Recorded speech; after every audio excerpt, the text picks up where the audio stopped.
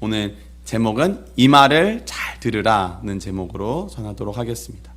오늘 본문은 참 예레미야서에서 되게 의미 있고 되게 중요한 본문 중에 하나입니다. 거짓 선지자, 특별히 그 중에 한 명이 하나냐와 정면 충돌하는 내용이기 때문입니다. 여러분, 이 본문 이전에 읽어보신 적 있으신가요? 제가 청년 때 이것을 읽을 때, 물론 지금도 젊은 나이지만 20대 초반에 읽을 때 참 두려웠습니다. 혹시 내가 하나냐는 아닐까? 내가 이렇게 거짓 선지자는 아닐까? 그것이 참 두려웠습니다. 그래서 소명받지 않은 자, 하나님 뜻대로 부르심 받고 그 뜻대로 말씀을 전하고 사역하지 않는 자의 말로가 어떤가?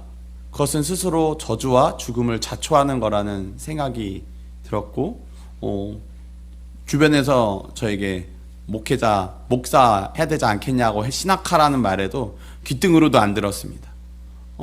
저는 제가 하나냐가 되기에 합당하고 충분하다고 생각했기 때문입니다. 오늘 이 본문에서 말하는 바가 뭘까요? 함께 한번 본문 안에서 살펴보고 또 그 본문과 주변 문맥에서 살펴보면서 하나님의 잘 들으라고 하는 음성을 우리가 들을 수 있으면 좋겠습니다. 오늘 이 본문은 1절에 보면은 시드기야가 다스리기 시작한 지 4년 5째 달에 하나냐가 말하는 내용, 하나냐와 예레미야가 주고받은 내용과 일어난 일을 다루고 있습니다. 그러면 이 앞에 내용이 나오겠죠. 참고로 이 시드기야는 26절에는 여호야김입니다. 이 여호야김이 또 27절에서 시드기야라고 불리죠. 그러니까 이 동일 인물이 이름이 조금 다르게 나오는 내용이 있습니다. 그래서 26절이 보면은 여호야김이, 그러니까 이 시드기야가 다스리기 시작할 때가 나옵니다. 그때 하나님 말씀이 예레미야에게 임합니다. 그래서 뭐라고 예레미야가 선포하냐면 3절에 26장 3절입니다. 그들이 듣고 혹시 각각 그 악한 길에서 돌아오리라. 그러면 내가 그들의 악행으로 말미암아 그들에게 재앙을 내리려 하던 뜻을 돌이키리라.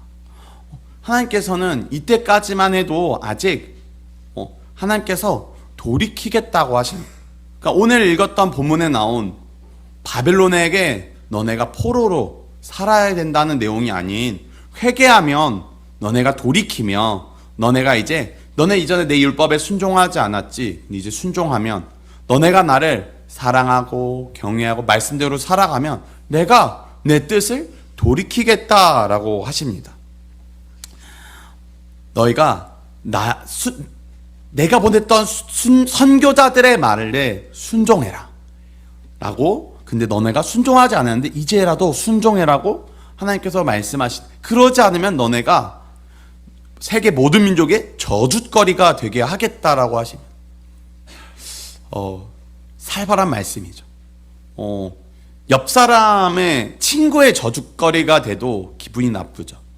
한 반에서 왕따를 당해도 못 견딥니다. 그래서 학생 중에 왕따 당하다 자살하는 친구들도 있죠.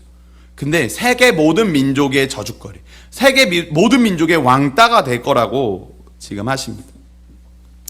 그래서 7절에 보면은 예레미야가 여호와의 성전에서 이 말을 하매 제사장들과 선지자들과 모든 백성이 듣더라. 오늘 아까 말씀드렸던 이 말을 들으라, 쇠마하라는 들으라고 하십니다. 그리고 하나님께서는 앞에 3절에서도 들으라고 하십니다. 그러니까 26장 3절에서 너희가 듣고 돌아오라고 요청하시죠.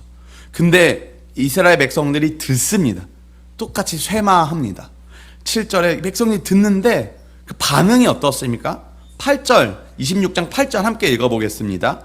예레미야가 여호와께서 명령하신 말씀을 모든 백성에 전하기를 마침에 제사장들과 선지자들과 모든 백성이 그를 붙잡고 이르되 내가 반드시 죽어야 하리라.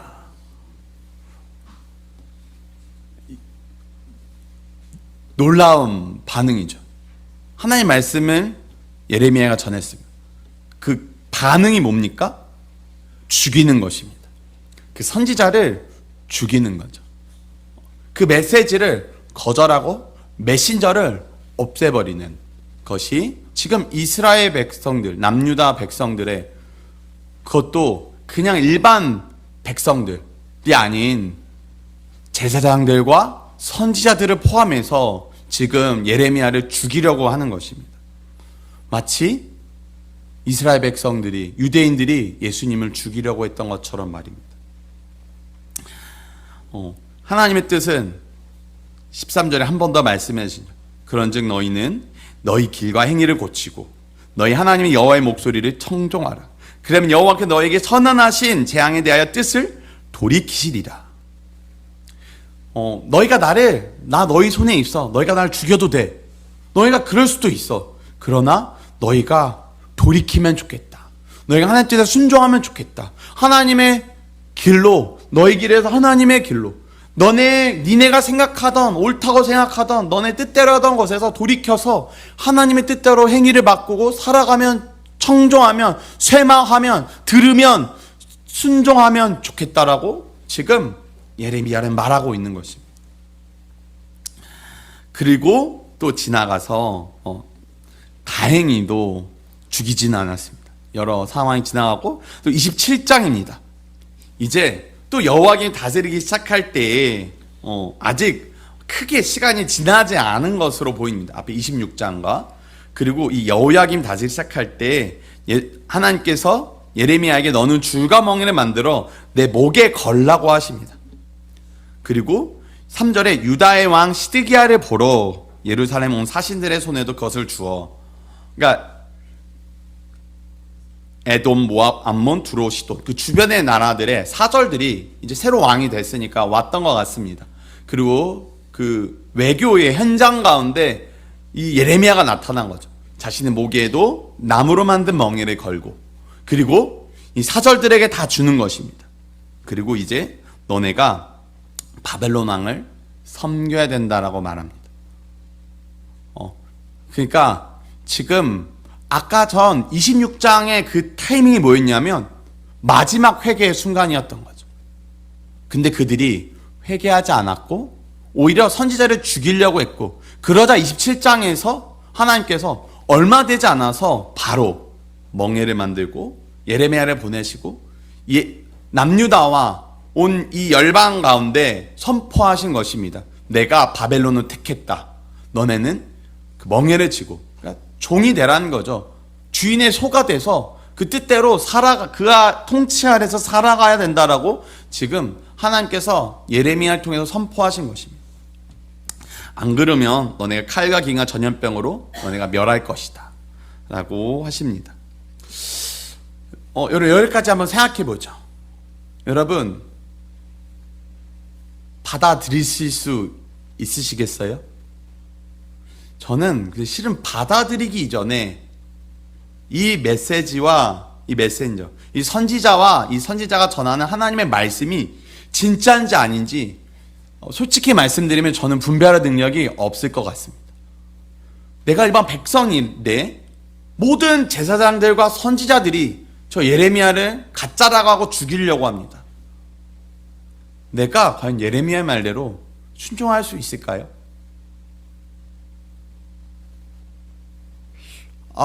저는 솔직히 자신이 없습니다. 여러분은 어떠실지 모르겠어요. 옛날에 어릴 때는 참 어리석다 이스라엘 백성들 생각했습니다. 시간이 지날수록 알아가는 것은 내가 이스라엘 백성들과 다르게 선택할 수 있을까? 다르게 반응할 수 있을까? 그것이 저의 의문입니다. 실은 지금도 동일합니다. 정말로 예수 그리스도로 말미암는 그 은혜, 성령께서 깨닫게 해주시지 않는다, 들을 귀와 볼 눈과 깨닫는 마음을 허락하시지 않는다면 저는 이스라엘 백성들과 다른 삶을 절대로 살아갈 수 없을 것이, 오히려 이들보다도 더 불순종하고 이들보다도 더 참된 메시지를 거절하고 반대로 하며 오히려 전한 사람을 욕하고 비난할지도 모르겠습니다. 그게 죄인의 본성입니다. 여러분, 목사라고 다를 거 없습니다. 모르겠습니다. 민창규는 다를 게 없는 것 같습니다. 여러분은 어떠실지 모르겠습니다. 이런 흐름 속에서 지금 오늘 28장이 있는 것입니다. 아까 예레미야가 어디서 말했습니까? 모든 제사장들, 선지자들, 백성들 앞에서 말했습니다. 그리고 오늘 하나냐가 말한 것입니다. 어떻게 합니까? 1절에 보면은 여호와의 성전에서 제사장들과 모든 백성이 보는 앞에서 내게 말하여 이르되. 그러니까 지금 예레미야가 했던 그 곳 혹은 그 장면, 그 대상들 앞에서 지금 말하는 것입니다. 근데 시간이 얼마나 지났습니까? 4년 5째 달. 약 4년이 좀 넘는 시간이 지금 지난 것입니다. 그리고 여기 본문에서 분명하게 밝히는 것은 하나냐를 선지자라고 하는 것입니다. 그러니까 지금 우리로 치면 예레미야 목사와 하나냐 목사가 붙은 것입니다. 그래서 지금 논쟁을 벌이고 있는 것입니다. 하나님의 뜻이 무엇이냐라고 지금 논쟁이 붙은 거죠. 여러분, 근데 거기서 우리가 어떻게 하나님의 뜻이 누가 참인지 알 수 있나요? 너무 달콤한 말을 하나냐는 말합니다. 바벨론의 왕에게 포로 잡혀가던 이들, 빼앗긴 성전 기물들이 2년 안에 돌아올 것이다. 와, 이 말을 여러분 들었다고 칩시다. 여러분이 회사가 지금 빚이 수십억이 졌습니다. 수백억이 빚이 졌습니다. 근데 이것을 2년 안에 하나님 놀랍게 갚아주실 것입니다. 여러분, 여기에 아멘 하시겠습니까? 할렐루야 하시겠습니까? 아니면 정말 그럴까? 라고 고민하시겠습니까? 여러분이 질병에 걸렸습니다. 5년 안에 나을 것입니다 라고 누가 말해준다고 치면 여러분은 할렐루야 하시겠습니까? 진짜 그럴까라고 의심해 보시겠습니까? 너무 아름다운 말, 내 귀에 듣기 좋은 말을 지금 하나냐가 하고 있는 것입니다. 북한 땅이 여러분 무너질 것입니다. 북한 공산 정권이 무너질 것입니다. 수년 내에 무너질 것입니다. 제가 이렇게 말했다고 칩시다. 여러분, 여기에 아멘 안 하실 분이 여기 얼마나 있겠습니까? 복음 통일, 자유 통일, 평화 통일 될 것입니다라고 선포하는데 여기 아멘 안 할 분 누가 있겠습니까? 그리고 여러분, 선지자 예레미야의 그 대답입니다. 5절부터 한번 9절까지 함께 읽어보겠습니다. 선지자 예레미야가 여호와의 성전에 서 있는 제사장들과 모든 백성들이 보는 앞에서 선지자 하나냐에게 말하니라. 선지자 예레미야가 말하니라. 아멘. 여호와는 이같이 하옵소서. 여호와께서 내가 예언한 말대로 이루사 여호와의 성전 기구와 모든 포로를 바벨론에서 이곳으로 되돌려 오시기를 원하노라. 그러나 너는 내가 내 귀와 모든 백성의 귀에 이르는 이 말을 잘 들으라. 나와 너 이전에 선지자들이 예로부터 많은 땅들과 큰 나라들에 대하여 전쟁과 재앙과 전염병을 예언하였느니라. 평화를 예언하는 선지자는 그 예언자의 말이 응한 후에야 그가 진실로 여호와께서 보내신 선지자로 인정받게 되리라. 아멘. 선지자 예레미야의 대답은 첫 번째 이것입니다. 아멘입니다. 나도 동의한다입니다. 나도 그러면 좋겠다. 여러분, 제가 아까 말씀드렸던 모든 것에 여러분도 아멘 하시기 바랍니다. 여러분의 문제가 일어나는데 그 해결된다는 말을 들을 때 재정적인 문제, 질병의 문제, 이 나라 민족을 향한 문제, 고난에 대한 아름다운 말을 들을 때 아멘 하시기 바랍니다. 예레미야도 그랬기 바랍니다. 그랬기 때문입니다. 그거를 예레미야도 여러분 원하고 있습니다. 그러나 항상 이 그러나가 문제죠. 그러나 이 말을 잘 들으라. 우리가 꼭 기억해야 될 것은 이 뒤의 내용입니다. 두 번째 예레미야의 대답은 이것입니다. 나와 너 이전의 선지자들은 전쟁과 재앙과 전염병을 예언하였다고 하는 것입니다. 평화를 예언한 선지자의 그 예언은 응한 이후에야 그것이 참 선지자로, 하나님 보내신 선지자로 인정받을 것이라는 것입니다. 선지자라는 감투를 쓸 수 있습니다. 그러나 그것이 참된 선지자라는 인정은 그것이 응답받은 이후에 있다라는 것입니다. 그러니까 오히려 안전한 것은 회개하라는 메시지가 오히려 그것은 무조건 거의 100%에 가깝게 99%에 가깝게 참된 메시지에 가깝다라는 것입니다. 어려운 말이죠. 실은 참 어려운 말입니다. 신명기에 보면은 이런 내용이 있습니다. 신명기 18장에 보면은 하나님께서 이렇게 말씀해 주십니다. 신명기 18장 20절에 보면 만약 어떤 선지자가 내가 전하라고 명령하지 아니한 말을 제 마음대로 내 이름으로 전하든지 다른 신들의 이름으로 말하면 그 선지자는 죽임을 당하리라 하셨느니라. 내가 마음속으로 이르기를 그 말이 여호와께서 이르신 말씀인지 우리가 어떻게 알리오하리라. 만일 선지자가 있어 여호와 이름으로 말한 일에 증언도 없고 성취함도 없으면 이는 여호와께서 말씀하신 것이 아니요 그 선지자가 제 마음대로 한 말이니 너는 그를 두려워하지 말지니라. 예레미야가 이 신명기의 말씀에 근거해서 말하고 있는 거죠. 정말 그 말대로 이루어져야 진짜라는 것입니다. 조금 저는 좀 조심스러울 수 있지만 우리가 문자적으로 70년에 대해서 말해왔죠. 더 이상 그것은 말하지 않으면 좋겠습니다. 문자적 70년이라면 실은 문자적으로 적용한다면 있는 그대로 적용한다면 이미 북이스라엘은 여러분 망해 있습니다.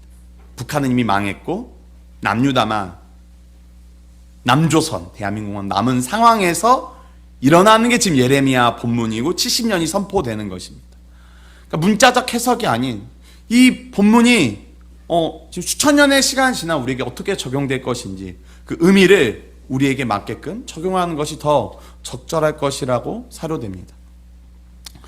오히려 우리에게 필요한 것은 분별이 필요하며 그리고 하나님의 참뜻이 무엇인지 우리가 알 필요가 있을 것입니다. 이 말씀 오늘 이 방금 말 신명기 말씀대로 하나는 죽습니다. 하나는 그러니까 가짜 선지자라고 하나님께서 하신 거죠. 실은 그 중간에 이런 일도 있죠. 선지자 하나냐가 나무 멍에를 꺾습니다. 이게 지금 무슨 상황인지 아십니까? 4년 넘게 예레미야는 나무 멍에를 메고 다닌 것입니다. 하나님이 매랬다고 나무 멍에를 가벼우면 몇 킬로, 무거우면 10킬로 넘는 그 무게의 멍에를 나무를 지고 지금 4년 넘게 예레미야는 생활하고 있었던 것입니다. 내려놨다 짊어졌다 없지 않습니까? 여기 하나냐한테 그러니까 지금 멍에 메고 나라지 않았는데도 예레미야는 메고 있었던 것이죠. 그걸 꺾고 그 하나님께서 하나냐가 2년 만에 모든 민족을 자유케 할 것이다 하니까 또 하나님께서 새 멍에를 주시고 이 거짓을 믿으면 안 된다라고 말합니다. 참 어려운 것 같습니다. 그래서 어떤 목사님들은 성도님들에게 담임 목사님의 설교를 잘 분별해서 들으라고 하기도 합니다.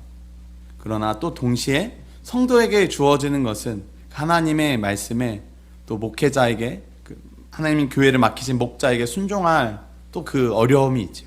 그 갈등 속에 우리는 놓이게 됩니다. 이 문맥 속에서 본다면 그러니까 이스라엘 백성들은 예레미야를 죽이려고 했고 심지어 선지자 중에도 예레미야를 반대했습니다. 만약 하나냐의 말대로 이렇게 그냥 진행이 되는 것처럼 보였던 예레미야는 죽임을 또 당했겠죠. 여기서는 적어도 죽임당하지 않습니다. 이스라엘 백성들이 왜 그랬나요? 이스라엘 백성들이 고난을 마주했기 때문입니다. 선지자가 고난이 올 것이라고 선포했기 때문입니다. 너네가 바라는 것과 다른 일을 너네가 경험할 것이라고 지금 선포했기 때문입니다. 이스라엘 백성, 남유다 백성들, 선지자들, 제사장들, 모든 백성들의 반응은 그 예레미야를 죽이는 것이었습니다. 그거가 반대되는 메시지를 선포하는 것이었습니다. 우리는 어떻게 해야 될까요? 내 생각, 내 판단, 내 계획과 다른 일이 펼쳐질 때 우리는 그것을 어떻게 생각하고 대해야 할까요?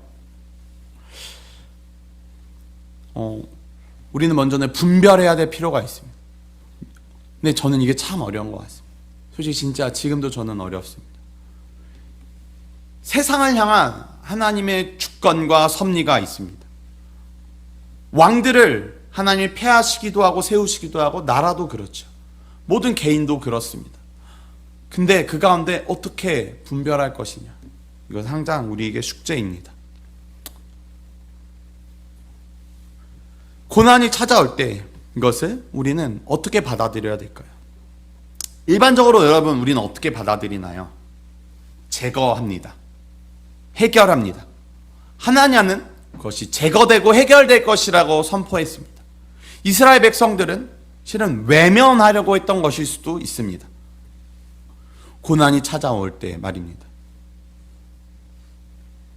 고난은, 그러나 우리는 어떻게 그것에 대응해야 될까요? 어떻게 받아들여야 될까요? 어떻게 또 기도해야 할까요? 먼저 고난은 성경 안에서 어떻게 나타납니까? 먼저 첫 번째로 죄의 결과로 나타납니다. 창세기 3장에서 죄의 결과로 출산의 고통, 해산의 고통, 노동의 고통이 일어나죠. 그 평등했고 온전한 연합을 이루던 남녀 관계가 깨져서 남자가 여자를 다스리는 관계가 일어나죠. 아버지로부터 많은 분들이 상처를 입죠. 왜요? 아담과 하와의 그 죄로 말미암은 실은 결과입니다. 그런 고난들도 그렇죠. 죄의 결과입니다. 그리고 또한 이 고난은 성경 안에서 하나님의 징계요 훈련입니다. 히브리서에서 말하듯 하나님은 사랑하는 자를 내버려 두지 않으시죠. 하나님은 사랑하시기 때문에 그것들을 허락하십니다. 잘 되라고, 변화라고 허락해 주시는 것입니다. 그것은 그렇게 믿음의 연단이고 우리를 성숙으로 우리를 이끕니다. 한마디로 성화시킵니다. 고난은 우리를 성화시킵니다. 죄 때문에 우리는 고난을 경험하게 되지만 문제가 생겼습니다. 여러분, 그건 대부분 죄 때문일 것입니다. 두 가지인데, 하나는 내가 어떤가를 했기 때문에 그렇게 벌어난 것이거나, 혹은 내가 죄를 지어서 하나님의 보호와 은혜에서 벗어나서 하나님의 언약과 통치에서 벗어났기 때문에 사탄의 공격에 무저비로 놓여있거나, 혹은 그런 흐름 가운데 내가 자발적으로 갔기 때문에 일어난 결과라는 것입니다. 그 가운데 고난은, 그러니까 다시금 하나님께 돌아오도록 인도하는, 성경에서 말하는, 이 구약에서 말하고 또한 요한계시록 종말론에서 말하는 예수님 다시 오실 수 있구나 라는 것으로 우리 경각심을 주고 회개하도록 인도하죠. 그렇게 그것이 우리를 여러 방면으로 작용해서 그것을 견디고 인내하면서 우리의 연약함이, 우리의 부족함이 연단받고 훈련받으면서 동시에 성화되게 됩니다. 또한 이 고난은 하나님의 영광을 위하여 일어납니다. 어디서 그것이 일어납니까? 바로 이 예레미야가 경험하는 고난이 그렇죠. 그리고 우리 주 예수 그리스도께서 경험하시는 고난이 그렇습니다. 이 고난은 하나님의 뜻에 순종함으로 일어나는 고난입니다. 예레미야는 원하는 거 뭡니까? 예레미야도 동일합니다. 선지자들과 제사장들과 백성들과 하나냐와 예레미야의 소망은 동일합니다. 똑같이 바벨론으로부터 자유케 되는 것입니다. 해방되는 것입니다. 독립하는 것입니다. 그 나라가 온전히 건강하게 부강하게 세워지는 것입니다. 성전 기물들이 돌아오는 것입니다. 자유롭게 다시 예배드리는 것입니다. 그것이 예레미야의 소망입니다. 그래서 아멘 하고 그렇게 원한다라고 예레미야가 오늘 본문에서 고백합니다. 그러나 예레미야는 자신의 인간적인 생각과 판단과 소망과는 다른 것을 지속해서 선포합니다. 왜요? 하나님의 뜻이기 때문입니다. 하나님의 영광을 위해서 예레미야는 그렇게 합니다. 그리고 그 누구보다도 우리 주 예수 그리스도께서 그렇게 하셨습니다. 당하신 순종, 행하신 순종, 아버지의 뜻에 순종하십니다. 그래서 당하시죠. 그 예수님은 이 잔을 내게서 지나가도록, 내가 이 잔을 마시고 싶지 않습니다. 아버지께서 허락하신다면 지나가게 해달라고 기도하시죠. 또 기도하십니다. 그러나 내 뜻대로 마옵시고 아버지의 원대로 하옵소서. 그 십자가 고난을 택하시죠. 순종하시죠. 당하시죠. 그렇게 하나님의 뜻을 이루십니다. 그 선지자들이, 예레미야가 예수님이 순종해서 이 고난을 당하시지 않았다면 지금의 우리는 없습니다. 우리는 신나게 술 마시고, 신나게 돈 벌고, 신나게 성적으로 문란하게 살아갈 수 있으며, 신나게 남을 짓밟고 거짓말하며 살아갈 수 있으며, 열심히 다른 사람을 죽이면서 승승장구할 수 있습니다. 그러나 하나님의 말씀이 선포되고 하나님의 영광을 위하여 그 선포한 자들이 순종하며 고난을 당하였기에, 예수님이 십자가에 짊어지셨기에, 십자가에 달리셨기에 우리는 거듭났고 거룩한 백성으로 부름받았으며 하나님의 하늘아버지의 자녀가 되었고 예수님의 제자로, 군사로 우리는 살아가고 있습니다. 그러니까 정직해야 되며 희생하며 손해를 보며 섬기며 우리는 나아가게 되죠. 왜요? 하나님의 영광을 위하여 정직하며 당할 손해, 희생하며 당할 어떤 것들, 섬기며 당할 억울함들, 그런 것들을 다 감내하며 가게 되죠. 왜요? 이미 그렇게 순종하신 분들이 있기 때문입니다. 그리고 왜 그들은 그리고 그렇게 했나요? 크게 두 가지인 거예요. 하나님 아버지께서 왕이시기 때문입니다. 주시기 때문입니다. 두 번째, 그분이 사랑이시기 때문입니다. 그 뜻대로 순종하면 모든 게 최악이고 멸망이고 지옥이 된다고 한다면 순종 안 하겠죠. 하나님은 우리를 사랑하시고 선하시기에 그분의 뜻대로 될 때 우리는 합력하여 선을 이루게 됩니다. 예수님은 십자가에 그 고통을 당하시고 죽으시지만 3일 만에 부활하시고 부활 승천하시고 보좌 우편에 앉으시죠. 우리가 당할 순종으로 말미암아 하나님께 영광 돌리는 고난은 그렇습니다. 천국이 보장되어 있고 영광이 보장되어 있죠. 잠깐의 고난에 불과한 것입니다. 그리고 그 고난에 동참하고 연합하게 되는 거죠. 예수님을 믿는다라는 것은 여러분, 예수님과 연합하는 것입니다. 내가 예수님을 믿을 때 예수님과 나는 하나 되죠. 마치 요한복음 15장에서 말하는 것처럼 너희가 내 안에 내가 너희 안에 거하면 너희가 열매를 맺나니 참으로 많이 맺느니라. 우리 주님과 연합하는 신비가 있습니다. 예수님의 순종도 그래서 우리 것이 되고요. 물론 우리 죄의 전과 그리고 주님의 의의 전과 그 가운데 연합함으로 말미암아 우리는 놀라운 신비를 경험하는데 의의 전과 죄의 전과 의의 전과가 일어나면서 우리를 의롭게 여겨주시고 그러면서 우리는 하나님의 자녀로 우리도 여김받고 그 순종을 우리 것으로 여겨주시고 그분의 그리고 고난에도 그래서 우리가 초청받는 것입니다. 그리고 마지막으로 우리가 다 알지 못하지만 하나님의 주권적 섭리가 있습니다. 대표적으로 욥이 있죠. 그 욥의 고난에 대해서 하나님은 이유를 설명하지 않습니다. 그러나 욥은 그것을 통해서 더 하나님을 알아가게 되죠. 하나님의 뜻이 있습니다. 우리가 알 수도 있고 모를 수도 있습니다. 그러나 하나님께서 아까 말씀드린 대로 하나님이 왕이시고 주가 되시기에 하나님의 그 뜻 가운데, 고난 가운데 우리는 살아가게 되는 것입니다. 제가 최근에 본 어떤 영상에서 유명한 진화론자인데요. 진화론자, 유물론자고 무신론자입니다. 근데 그 사람이 그 교수님인데 그분이 예수님 믿는 분과 결혼을 하셨답니다. 나이가 좀 지긋한 분이세요.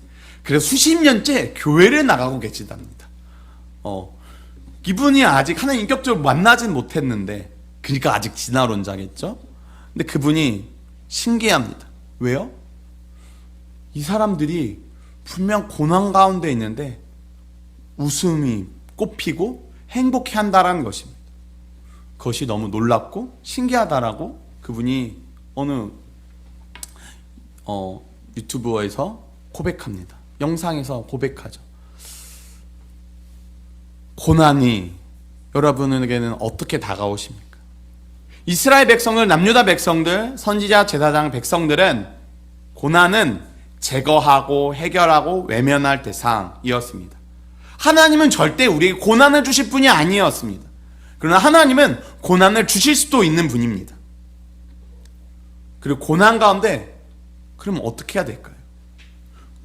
거듭나지 않은 사람들, 거룩한 백성, 성도가 아닌 사람들, 예수님 믿지 않는 사람들, 하나님의 아버지의 자녀가 아닌 사람들을 어떻게 하나요?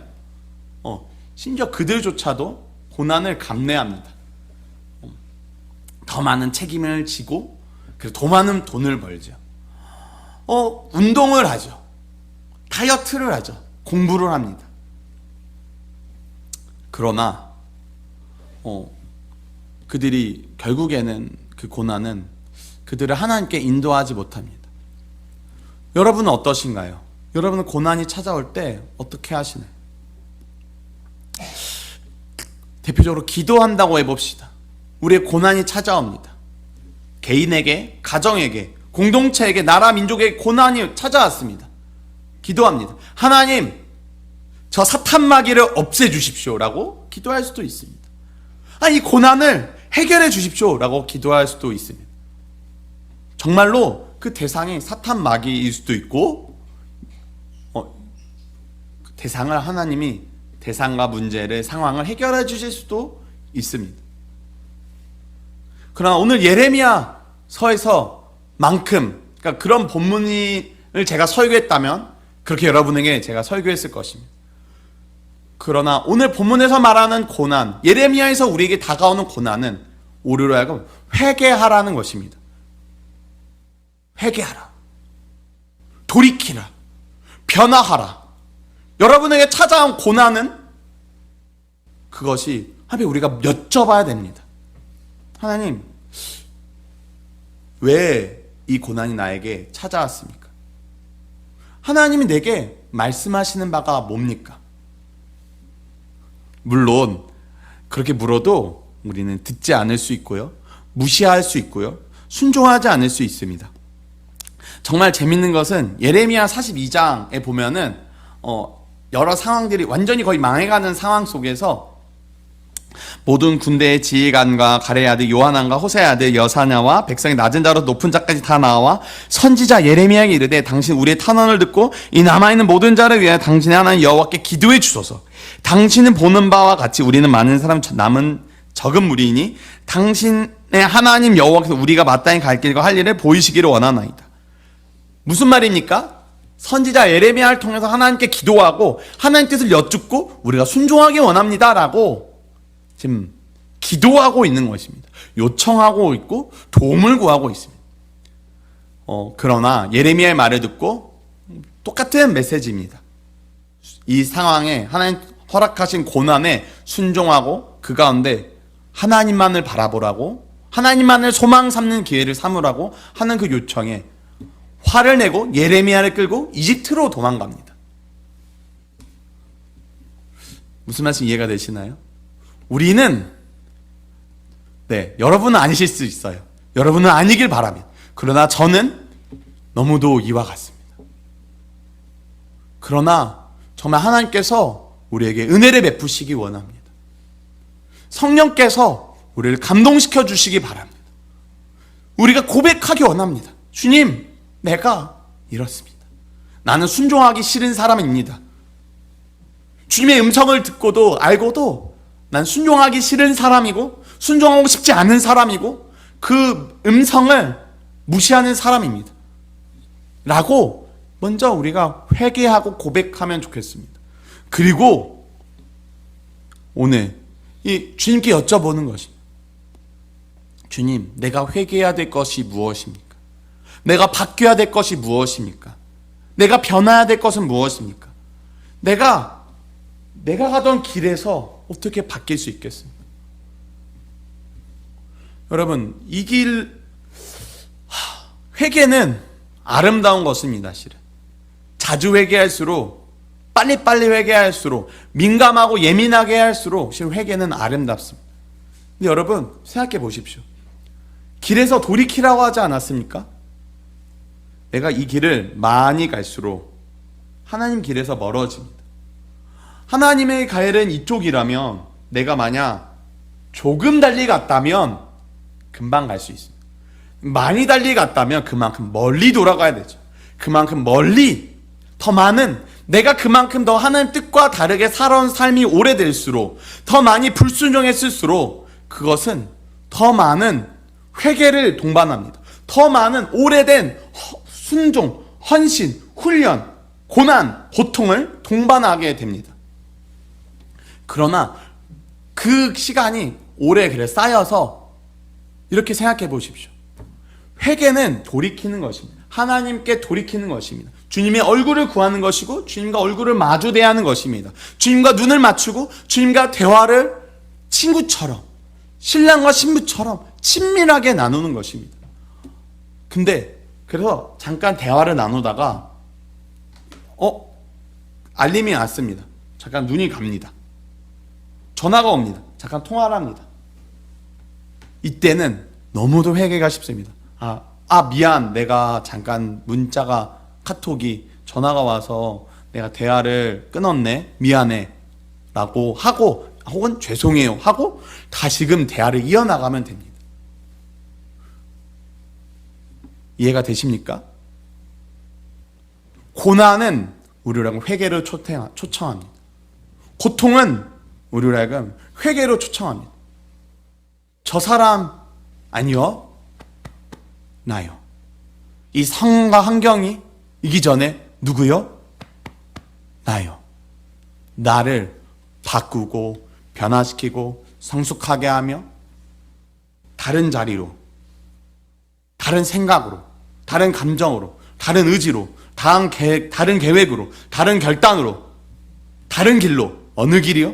하나님의 생각, 하나님의 판단, 하나님의 계획, 하나님의 의지로, 하나님의 감정으로, 하나님의 뜻대로 살아가도록 우리를 초청하고 계신 것이. 그러니까 이거를 해결해달라는 기도가 아니라, 하늘에 계신 우리 아버지여, 이름이 거룩히 여김을 받으시오며 나라가 임하시오며 그 뜻이 하늘에서 이루신 것 같이 땅에서도 이루어지기를 우리는 기도해야 되는 거죠.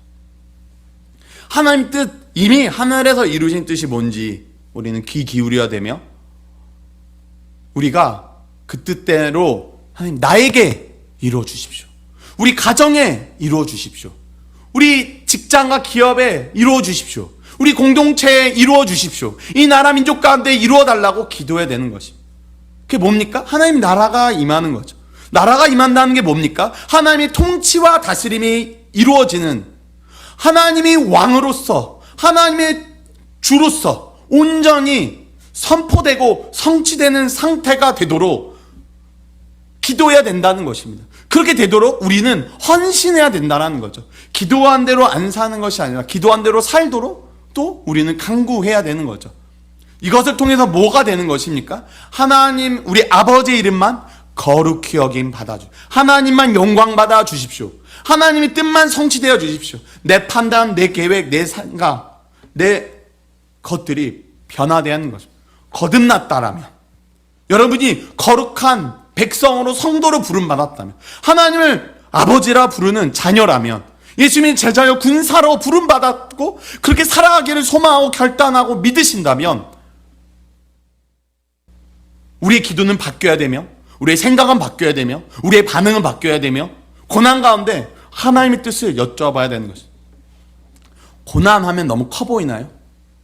간단하게 내가 상처 입는 그 순간, 내가 화나는 그 순간, 내 마음이 불편한 그 순간, 내 뜻대로 안 되는 그 순간, 우리는 하나님 내 뜻이 뭔지, 우리가 만약 회개가 필요 없는 상태라면 그것이 먼저 나올 것입니다. 그러면 순종할 수 있습니다. 아니요, 하나님 뜻대로 살아가게 됩니다. 우리가 살아가는 모든 영역이 하나님의 나라가 됩니다. 내 개인이, 가정이, 직장이, 나라와 민족과 우리 공동체가, 온 열방이 하나님 뜻대로 이루어질 것입니다. 왜냐하면 매 순간 우리는 상처 입고요, 매 순간 내 뜻과 다르고요, 매 순간이 고통과 고난이기 때문입니다. 청소년부 애들에게 열심히 제가 주입했던 게 있습니다. 마침 여기 한 분 계신데요. 네, 한번 여쭤보고 싶습니다. 인생이 제가 뭐라고 열심히 말했나요? 인생이 뭐죠? 인생은 고난입니다. 여러분, 인생은 고난입니다. 왜요? 내가 죄인이기 때문에 고난이고요, 내가 구원받았기 때문에 또한 고난입니다. 내가 죄인이기 때문에 고난이 있는 것은 당연하고요, 내가 구원받았기 때문에 구원받은 대로 순종하며 온전히 살아갈 때도 당연히 예레미야처럼, 예수님처럼 고난을 경험할 수밖에 없는 게 이 삶입니다. 그러나 죄 때문에 당하는 고난은 고통스럽게 우리를 성화시키지만, 순종하며 가는 고난은 우리를 기쁘게 평안하게 그 길을 가게 됩니다. 여러분은 어떻게 하시겠습니까? 구원받은 자는 순종하지 않아도 구원받습니다. 근데 그 삶이 능력이 없고요, 고난으로 가득하게 될 뿐입니다. 평강도 없고 기쁨도 없으나 그는 하나님의 자녀가 분명합니다. 그러나 순종한다면, 회개한다면, 끊임없이 주님의 얼굴을 구하고 영광을 위하여 살아갈 수만 있다면, 하나님 뜻대로 살아가며 하나님 뜻대로 기도하며, 그래서 하나님 뜻이 우리를 통하여 그 나라가 성취될 수 있다면, 우리는 세상과 나는 간 것 없고 오직 주님만 보이고, 그 상황과 환경 가운데도 우리는 기뻐할 수 있습니다. 슬픔 가운데 행복할 수 있고요, 고난 가운데 우리는 영광을 경험할 수 있습니다. 이 예레미야가 우리에게 말하는 바가, 실은 복음이 말하는 바가, 성경이 말하는 바가 그렇습니다. 우리 이 시간 같이 기도하면 좋겠습니다. 여러분은 어떻게 분별하고 계시나요? 설교자만 분별할 대상이 아닙니다, 여러분. 어떤 분은 설교자 분별하라고 하는데요, 아니요. 우린 모든 것을 분별합니다. 모든 것은 메시지고, 모든 것은 메신저고 미디어입니다. 드라마가 우리에게 말하고 있습니다. 영화가 우리에게 말하고 있습니다, 여러분. 우리가 어떤 음식을 먹느냐, 우리의 삶의 모든 곳에 실은 우리는 세상에게 들을 거냐, 내 자아의 소리 들을 거냐, 사탄의 소리를 들을 거냐, 혹은 주님의 음성을 듣고 살아갈 거냐가 있습니다. 정말 우리의 고난 가운데, 여러분의 고난 가운데, 여러분의 닥친 문제 가운데 우리 하나님의 뜻을 구하면 좋겠습니다. 그리고 돌이키면 좋겠습니다. 돌아오면 좋겠습니다. 들으면 좋겠습니다. 순종하면 좋겠습니다. 쇠마하라, 들으라, 순종하라고 주님은 성경 곳곳에서 말하시죠. 예수님께서 말하시면 들을 끼는 자는 들을지어다. 주님, 그러나 내가 들을 끼가 없습니다. 내가 못 들었고 안 듣고 싶습니다. 주님, 우리가 들을 끼를 허락하시고 볼 눈을 허락하시고 깨닫는 마음을 허락하여 주시옵소서. 순종하며 하나님의 뜻대로 기도하며 하나님의 뜻대로 이루기 위하여 순종하며 헌신하며, 하나님의 나라가 통치와 다스림이, 왕대심과 주대심이 나에게, 우리가 있는 모든 영역에 이 나라 민족 가운데 이루어지도록 기도하고 그렇게 살아갈 수 있도록 하나님 인도해달라고 도와달라고 우리 함께 우리 주열창 부르며 기도하시겠습니다. 주여